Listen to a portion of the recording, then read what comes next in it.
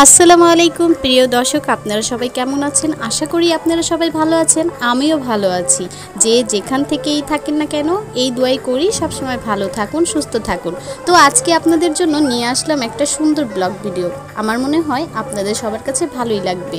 এই যে দেখছেন, আমি কত সুন্দর একটা জায়গায় ঘুরতে গিয়েছি, ভাবলাম আপনাদের সাথেও শেয়ার করি। জায়গাটা এত সুন্দর আর মনোরম ছিল, ঘুরতে বেশ ভালোই লেগেছে। পরিবারের সাথে সময়গুলো খুব ভালো কেটেছিল সেই দিন।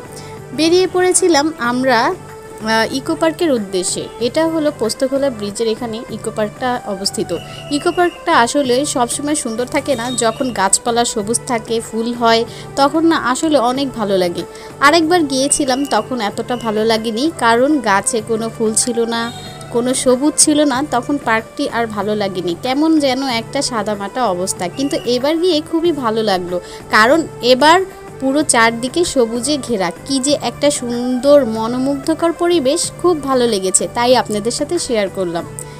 আশা করি আপনাদের কাছেও এই ভিডিওটা ভালো লাগবে। এই যে দেখছেন চারিপাশে কত সুন্দর গাছ গাছালি, আকাশটা নীল, আর শিশুরা কেমন দৌড়াদৌড়ি করে খেলছে। শিশুদের খেলার অনেক সুন্দর সুন্দর স্পট আছে এই পার্কটিতে। এই পার্কটা আসলে অনেক সুন্দর, তবে 2 বছরের নিচে বাচ্চাদের অনেক রাইডেই ওঠা যায় না। আমি আমার বাচ্চার জন্য যে রাইডের টিকিট কেটেছিলাম, তো ওরে নেওয়ার পরে সেখানে তারা উঠতে দেয়নি, কারণ ছোট বাচ্চাদের ওঠা এই রাইডগুলোতে নিষেধ। আবার অনেক ভয়ঙ্কর ভয়ঙ্কর রাইড, যেটা আসলে যারা উঠে অভ্যস্ত তাদের কাছে হয়তো ভয় লাগে না, কিন্তু আমি আসলে উঠতে পারি না, কারণ আমার না কেন যেন এই রাইডগুলো দেখলেই মাথা ঘুরায়, আর আমি হয়তো হাড় দুর্বল একজন মানুষ। যাই হোক, অনেক ঘোরাঘুরি তো হয়ে গেল। এবার সন্ধ্যা হয়ে গেছে, বাসায় এসে ভাবলাম একটু নাস্তা করে নেই। তো ফুচকা, বেলপুরি, ঘুরতে গেলে এইসবই তো খাওয়ার কথা, তাই না?